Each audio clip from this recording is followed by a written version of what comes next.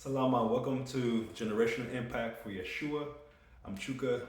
Today I'm going to be doing a presentation of the phrase 6-7, the popular phrase 6-7, what it's all about.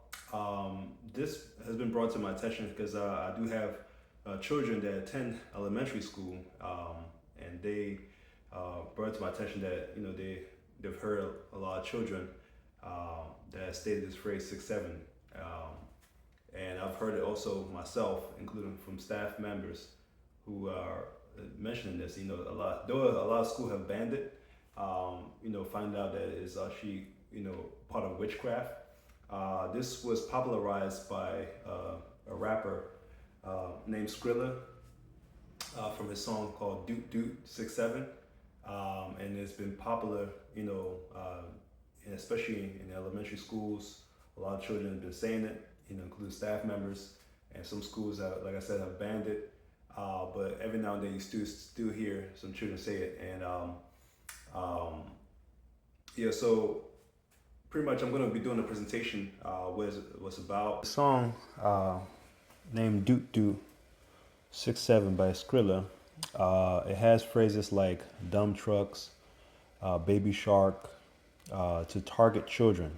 It's to subliminally make them repeat 6-7. And we're going to go into what 6-7 actually means. So the number 6, as you see here in this next page here, the number 6 represents Ogun, according to the religion of Santeria, which is practiced, it originated in Cuba, and it's been spread out, especially in the Latin culture. And it's through the worship of the same deity, Ogun. Ogun, from the Yoruba tribe, he was known as a mighty warrior and a hunter, okay, fierce in battle, okay, and he was a leader, okay, in war. And here it shows that he was very skilled in using metals, using mechanical technology in order to advance his war victories. To help not only himself but his team win wars. Okay, so he was skilled in metals. So also part of the Santeria, they're big on using like pots, like metal pots, and they could put, like spells, to worship towards Ogun, to help them, to fight against any enemies or protection from Ogun. Okay. So like I said, he's fierce in battle, Ogun, from the Yoruba tribe in Nigeria. And then he's deified as an Orisha. So Orisha is another meaning of a god, okay, meaning a god in the Yoruba language, okay. So this is a wooden, carved out, visible graven image, and according to the commands of the Most High, he commanded his children, the Hebrews, first not to have any other gods before him, and not to make any graven image, any carved out image of any likeness. So you can see, as we, the Hebrews, who have been scattered throughout the four corners of the earth and been migrated all throughout the diaspora, we end up losing our way. And he said this was going to happen in Deuteronomy chapter 28, as we scattered, or he sends a nation, a fierce nation, that would take our people and go to their lands. And as we have scattered, some of us migrated to other nations. We're going to end up worshiping gods of wood and stone. So you can see here, there's an example here of a wooden image of Ogun. Ogun also is actually a whole state in Nigeria named after him, after this deity, after this god, this individual. So he was a natural, to say an individual that was made into a god. Nigeria have 36 states, and it's one of the states. So it's Ogun State there in the west of in Nigeria, in the land of Shem and Ham, commonly known as Africa. So that state is named after Ogun, who is deified as a god, as an Orisha.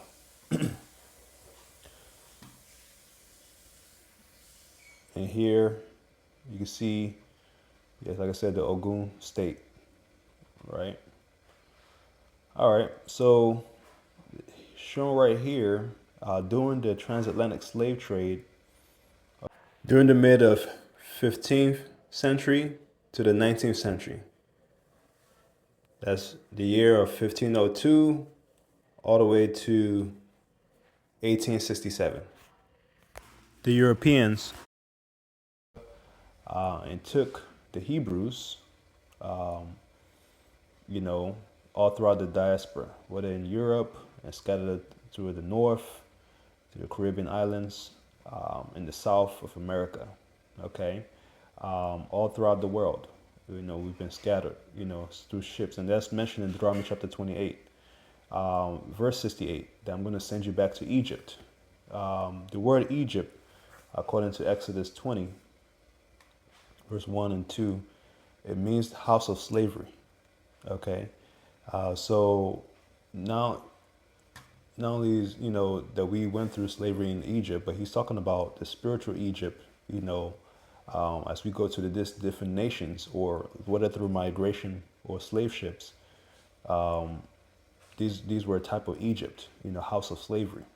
Okay, so and I'm gonna, you know, how is this connected with this topic? Yeah, it is connected because, like I said, when our people, the Hebrews, were, for especially those who were sent towards Cuba, all these, you know, South America, to go build the nations, you know, by the Europeans, they end up, you know, kept their deities. So remember, the children of Israel were serving the Most High, the true and one and only God. But what ended up happening is, you know, as we were worshiping other gods, he says these things were going to happen, that he's going to scatter us. He's going to spew us out of Israel. And, you know, that's what happened all throughout the years. You know, he said, I'm going to send nations, fierce nations. They're going to come and captivate you. I'm paraphrasing. And, you know, scatter, you know, take you to their nation, you know, take you to a land.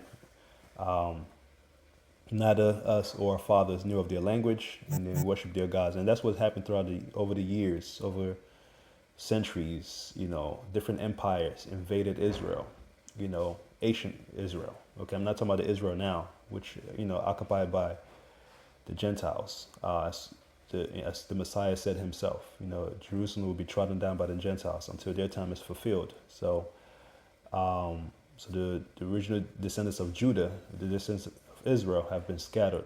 Okay, who were melanated people. Okay, so we've been scattered throughout the world, and the Most High allowed that to happen because of our forefathers' disobedience. So as we scattered and migrated,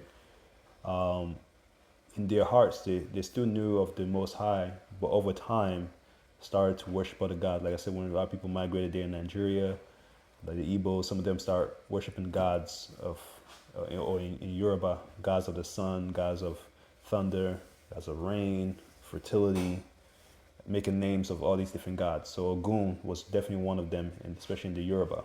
So they took our people there in Cuba, they made it very popular. So that thus come their religion, Santeria, where it's all about the worship of Ogun and his wife, Yemaya. And I'm going to go into who she is as well. Okay, so Ogun, is all he is a type of Nimrod, a mighty hunter and a warrior.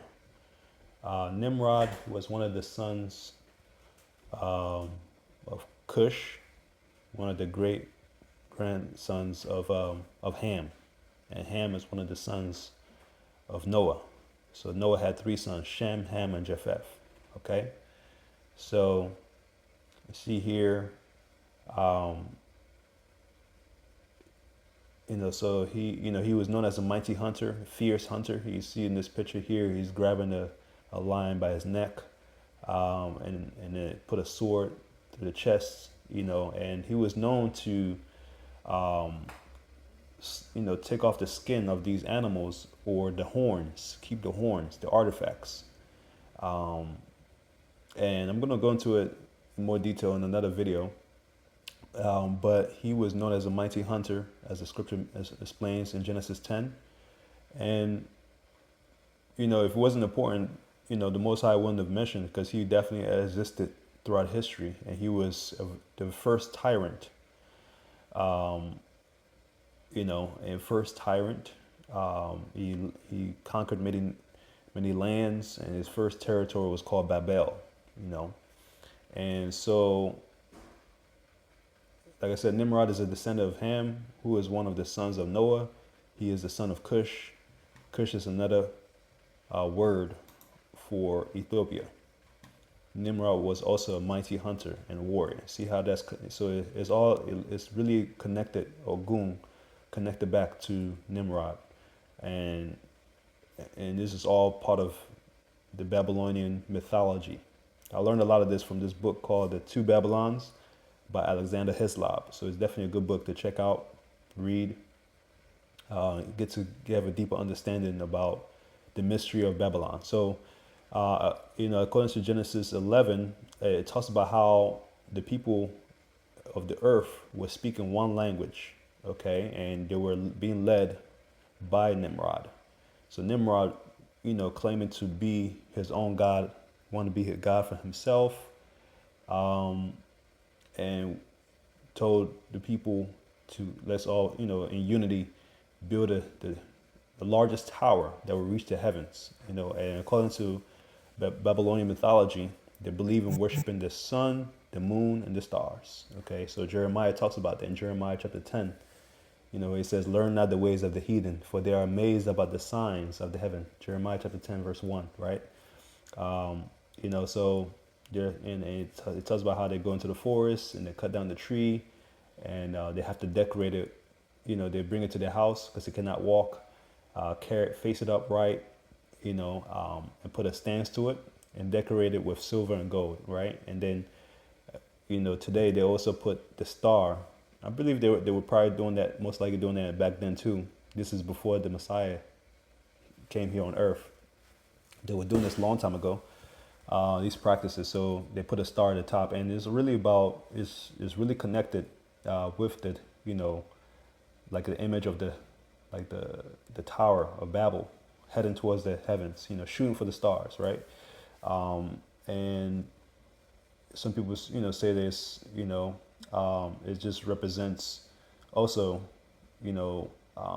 Nimrod, like being rebirthed, okay, as his son named Tab. And that's all really connected. It's really, it's an image, similar image towards like the tower, towards the heavens, right? Of the tree. And that practice is still done today. It's really connected about worshiping Nimrod, being rebirthed, and at the end of the day, lead back to worshiping Satan. Anything that's opposite from worshiping the Most High is all worshiping Satan. So the next here, it shows here the number 7 in the phrase 6-7 represents Yamaya or Yamoya. Okay, she's known as the mother of the waters. According to in Nigeria, we call her Mami Wata. Okay, or mermaid. Okay, Jeremiah mentions her a lot, especially in Jeremiah chapter 8 and Jeremiah 44. She's also known as Queen of Heaven. So Paul also talks about that in Ephesians 6, that we do not wrestle against flesh and blood, but principalities and powers, rulers of darkness, spiritual hosts of wickedness in heavenly places. Okay, so there is the heaven above us that we see. When the Creator created this earth, and he's creating this earth, he separated he created the land, and he also the waters. He divided the waters, the ones that's going to be down here, besides the earth, and he gives a law that it cannot pass a certain point. That's what we see in the beach, the water can flow, right? but it doesn't go past a certain line, demarcation. Same thing. So he also separated waters that's down here and also waters that's above.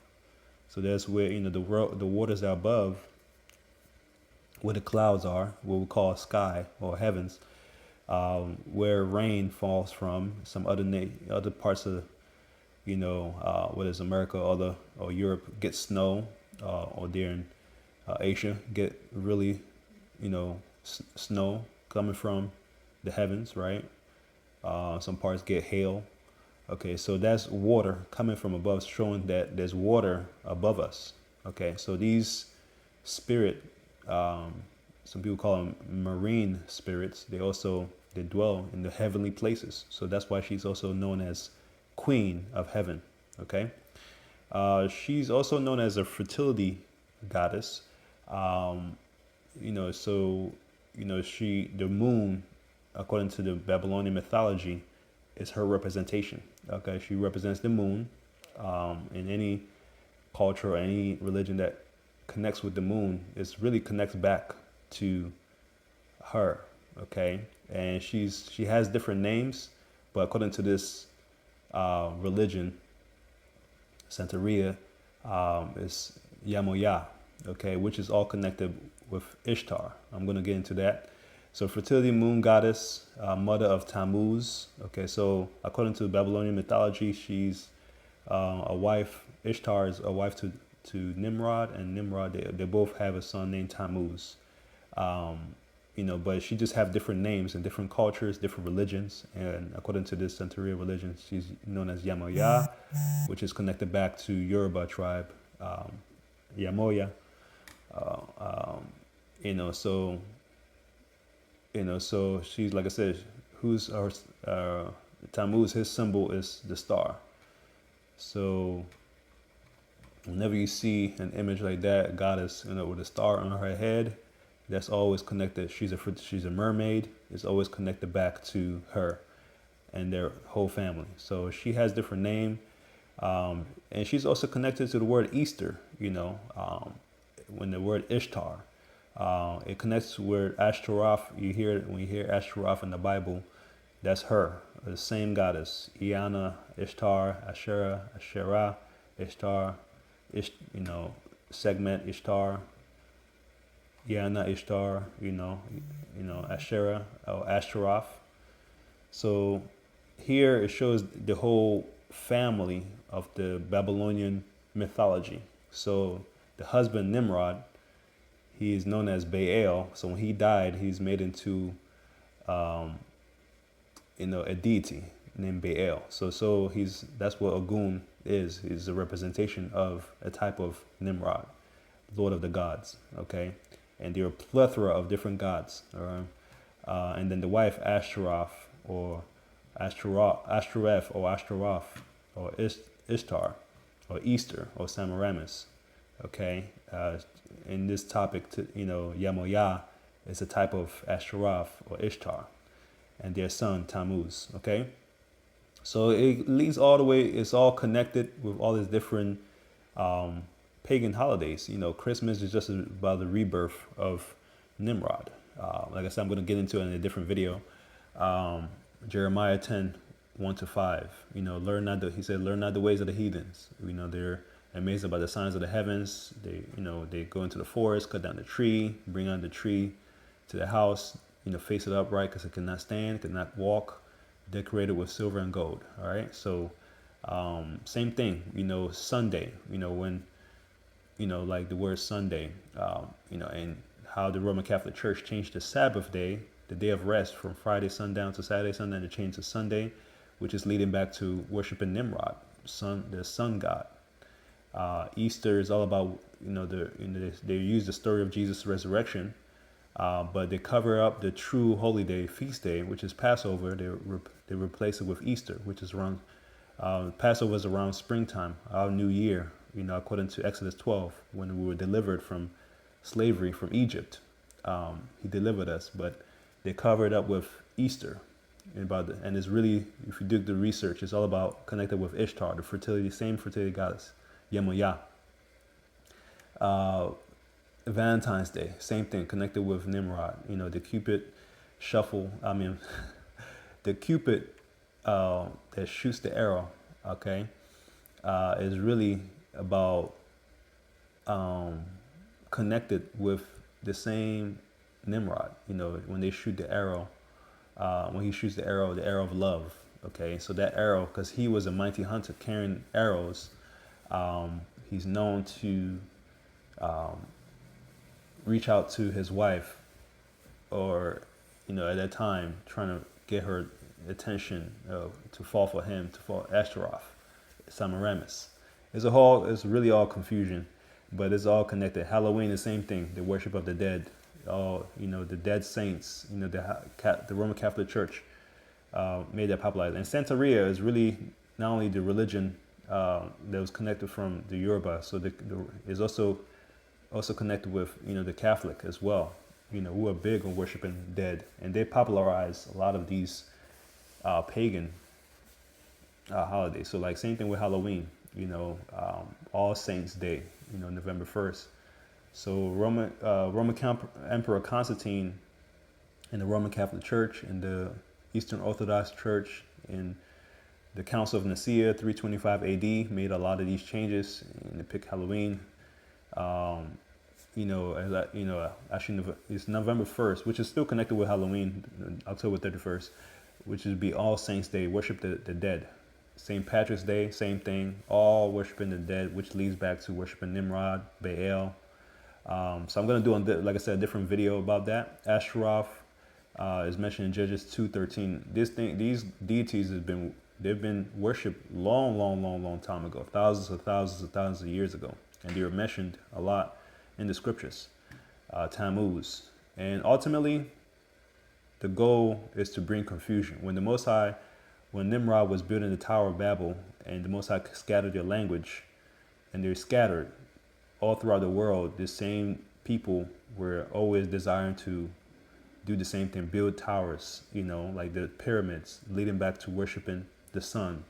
All the different pyramids or towers all throughout the years, different nations, to lead back to worshiping Satan. And Satan, according to Isaiah 12, from verse 14 all the way to 19, as well as in Ezekiel 28, talks about how Satan wanted to be worshipped. He wanted to be the Most High. He wanted to be his own God. There's Ezekiel 28 from verse 13 to 19. He wanted to be the Most High, and he always wanted to be worshipped. And all these confusion, Babylon is, I would say, his matrix, that he's used to confuse the whole world. All of us, when we were all born into this matrix, this world of Babylon. And it's up to us to take that red pill, who is Jesus Christ, to deliver us, to open our eyes. And he gives us his Holy Spirit. And we were able to see these things, these confusion. When they, because it's all around us, and nothing new under the sun. Different generations have faced the same things. However, we do have a savior. We have a deliverer. The first thing is Jesus Christ, Yeshua, the Messiah, who has finished the work, who has died for all of our sins, all mankind's sins, has come to deliver us, men, women, children, even future children that are not born. His blood that was shed for us is continuously atoned for all mankind. Okay, already. It doesn't matter how far of sin you're in. He's able to even save, like I said earlier, people like the Skrilla, who popularized this phrase 6-7. Who is also, he's a Hebrew himself. Give you opportunity to turn to Jesus Christ, who is our deliverer. Okay, so repent, which is change our thinking, change our mind, repent, turn to Jesus Christ. Okay, for he is our deliverer, our savior. He's come to save us. So we could all turn to him. And if we have any of our children that have stated this phrase, 6-7, let them know it's witchcraft, it's putting spells, to themselves. Pretty much what it is to, lead them to worshiping Satan, ultimately. But we are to deliver, call upon the deliverer, call upon the Savior, Jesus Christ, and he's able to deliver us, okay? Once you're breathing, you have an opportunity to repent. These fallen angels who are constantly deceiving and leading people astray, they don't have the opportunity to repent, to turn to him, because they were once in the presence, the holy presence of the Most High, and rebelled against him and got kicked out, right? And they're always envious of all human beings and mankind, especially knowing that the Messiah has come to die for our sins. We have an opportunity to turn to him. They don't. So they're constantly deceiving people. So you have to know that, he's come to deliver. And so now once you receive him as your Lord, Master, and Savior, okay, he gave us laws. He gave us commands to follow. He gave them to Moses, okay, to share with his people. Now, the only thing we don't do anymore is the sacrifice that the Levite out of the 12 tribes of Israel would, had to sacrifice bulls and sins. That's when it was good, when the holy sacrifice, right? This is prior to the Messiah. But since now the Messiah has come, we no longer have to sacrifice anymore, because he has caused all sacrifices to cease, according to Daniel chapter 9, verse 27.